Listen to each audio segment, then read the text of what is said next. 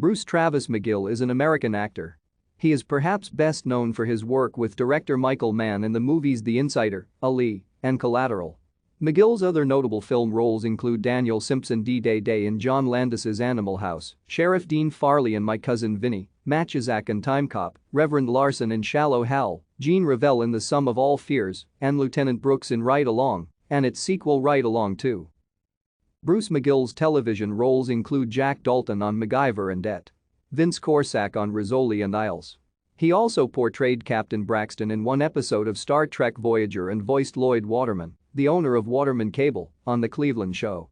He played Ralph Houck in Billy Crystal's made-for-television film 61. In 2021, he had a recurring role in the NASCAR comedy series The Crew on Netflix.